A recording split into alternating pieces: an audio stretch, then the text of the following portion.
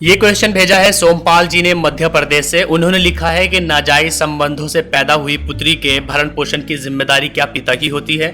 अगर वो पिता पहले से ही 2 बेटियों का पिता हो तो भी।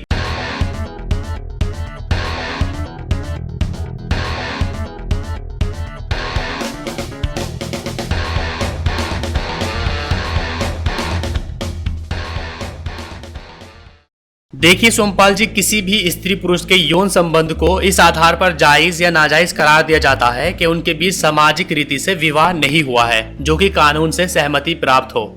लेकिन नेचर इस तरह के संबंध में किसी भी तरह की बाधा उत्पन्न नहीं करती।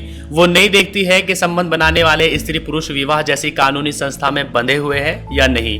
अगर यौन संबंध बनते हैं और संतान के जन्म को किसी वैध रीति से नहीं रोका जाता है तो एक इंसान जन्म लेता है और उसके जन्म में उसका कोई दोष नहीं होता। वो उसी नेचुरल लॉ से जन्म लेता है जिससे सारे इंसानी बच्चे जन्म लेते हैं। उसे भी वो सभी अधिकार मिलते हैं जो कि सब बच्चों को मिलते हैं। इसी कारण से कोई भी बच्चा अवैध या नाजायज नहीं कहा जा सकता है।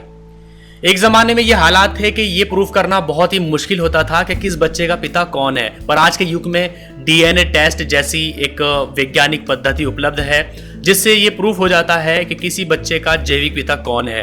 अगर कोई जैविक पिता अपनी संतान का भरण पोषण करने से इनकार कर दे तो इसका मतलब ये समझा जाएगा कि संतान के लालन पालन की सारी जिम्मेदारी सिर्फ माँ की है, पुरुषों का इससे कोई लेना देना नहीं है। और अगर ऐसा समझा जाता है तो दुनिया भर में धार्मिक और कानूनी तरीके से जो विवाह संस्था खड़ी की गई है वो क्षण भर में भरभराकर गिर पड़ेगी।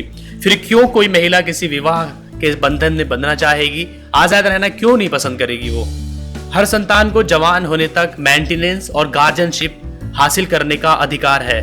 बिना विवाह के जन्मी संतान को भी अपने पिता से भरण पोषण प्राप्त करने का अधिकार है और उत्तराधिकार में अपने पिता की संपत्ति प्राप्त करने का भी अधिकार है।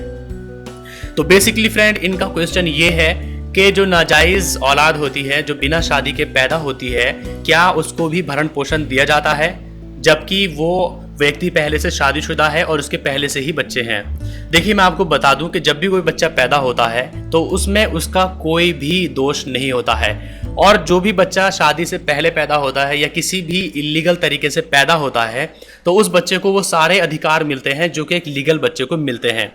इसलिए जब भी कोई नाजायज बच्चा पैदा होता है तो वो मेंटेनेंस और गार्जियनशिप प्राप्त करने का अधिकारी होता है और ये सब उसका पिता उसको देगा।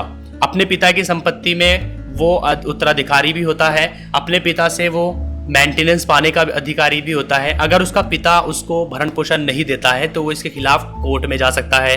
अगर उसका पिता उसको संपत्ति नहीं देता है तो भी वो कोर्ट में जा सकता है। तो एक नाजायज औलाद के सभी वो अधिकार हैं जो कि एक जायज औलाद के होते हैं। तो दोस्तों, आई होप कि इस वीडियो से आपको कुछ तो फायदा पहुंचा होगा। अगर आपको वीडियो अच्छा लगा है तो उसको लाइक कीजिए, अपने फ्रेंड्स के साथ शेयर कीजिए। और अगर आपने अभी तक हमारे यूट्यूब चैनल को सब्सक्राइब नहीं किया तो मैं आपको सजेस्ट करूंगा कि अभी सबसे पहले हमारे यूट्यूब चैनल को सब्सक्राइब करें ताकि आने वाली रोजाना नई वीडियोस आपको सबसे पहले मिलती रहे।